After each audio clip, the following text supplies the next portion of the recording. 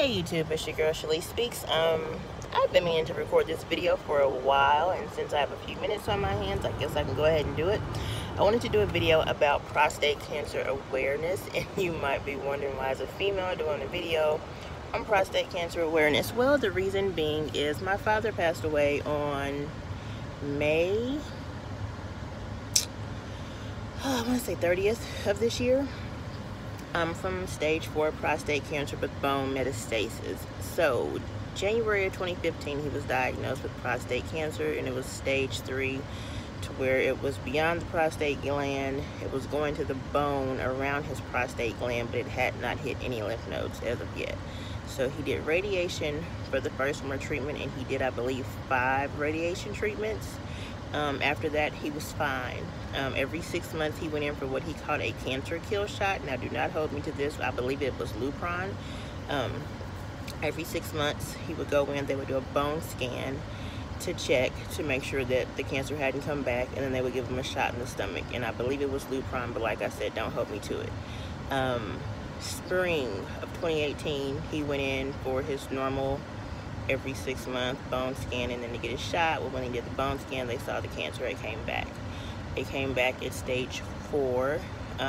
His first round of treatment was called immunotherapy, where basically they take blood out of your body, and he was in Arkansas at the time, so they would air fly it to Atlanta, Georgia. They would treat it with antibodies, and then they would fly it back to Arkansas, put the blood back in his body, and it was supposed to boost his immune system to help him fight off the cancer. After he did this form of treatment, his cancer PSA levels really skyrocketed, and they started doing chemotherapy, and they did the strongest form of chemotherapy that they could do, and it basically killed his kidneys. His kidneys were out. He was already, before cancer, he was in stage 2 renal failure, which is kidney failure. He was also a diabetic. Anybody that knows anything about cancer knows that cancer and diabetes do not mix well, because cancer actually, well, sugar feeds cancer. So if you're diabetic, and the fact that you can have all these spikes of your glucose levels, it basically will feed the cancer and make it spread a lot faster.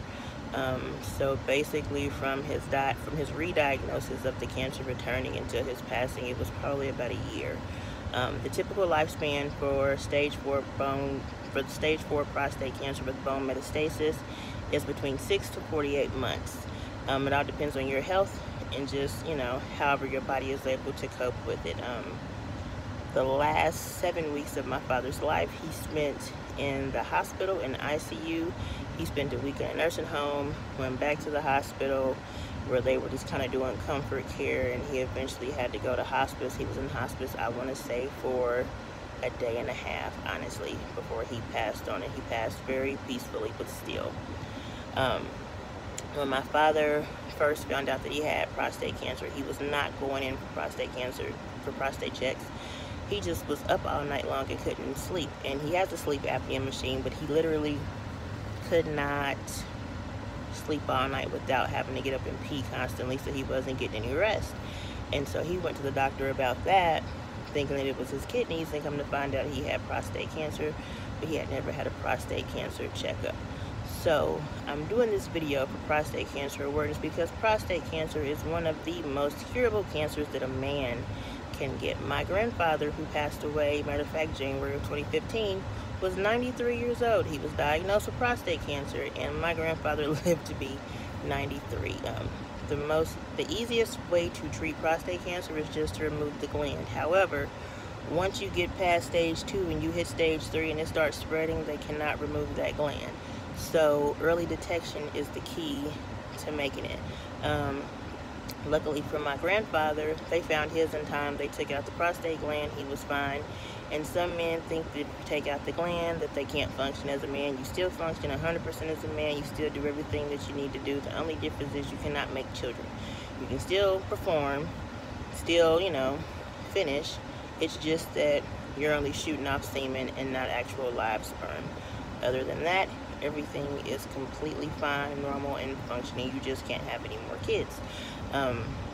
And my father was originally going to have his prostate gland removed, but when they saw that it was spreading to the bone around the prostate, then they could not do just taking out the gland. They had to do radiation. And yeah, they also do have some chemotherapy pills that they can give people as well, as long as your health is together. And it's just different types that they can talk about. So they were talking about that with my father while he was in the hospital, because they knew that he couldn't sit for chemotherapy anymore. And so they were trying to check his kidney function, and that's when they realized that his kidneys were just shot. The reason why we took him into the hospital was because he literally he couldn't move, he couldn't do anything. Well, his body was retaining and holding all of the fluid, so basically he had full body edema, pulmonary edema plus full body edema, and they were just basically trying to keep the fluid off him. Eventually they had to start doing dialysis, which is really, really, really hard on the body.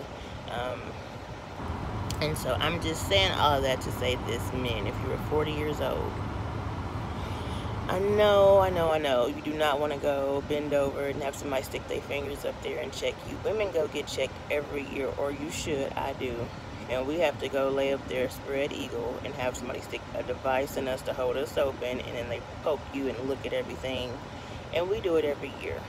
Once you hit 40, go do it, because my father passed away at the age of 63. His life got cut short. His father is still alive. My grandfather has had to bury a few of his kids. My grandfather is 85. My father passed away at 63. So had he been going in for those checkups and they detected that sooner, he would still be here. So I'm saying all of that to say this: early diagnosis is key in prostate cancer, because like I said, it is the most curable form of cancer that a person can ever have. Now, I am not a medical professional. I work in engineering, but I am trying to tell you all this because once my father had it, I started doing a lot of research on it and looking into it, and it's really the most curable form of cancer. Like I said, my grandfather passed away at the age of 93. My grandfather had been prostate cancer free for over 50 years before he passed away. So it is definitely curable as long as you catch it early. So fellas, pay attention. If you think something ain't right with your urine or your stream, Google them symptoms, go to the doctor, go get checked. You should be going to get checked anyway at the age of 40. So just go get yourself checked out.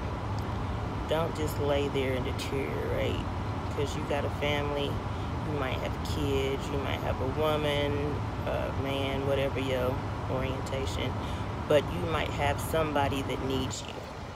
So don't cut yourself short and not be here for those who need you because you don't want to go and do a 2-second test at the doctor's office. So go get checked out and just, let's live. Cancer sucks, and cancer a lot of times wins that battle and wins that fight, and people give it the best that they can give it, but ultimately a lot of times cancer wins. So let's not let cancer win. Go get checked. Alright, you guys, this has been a delayed video. I'm sorry.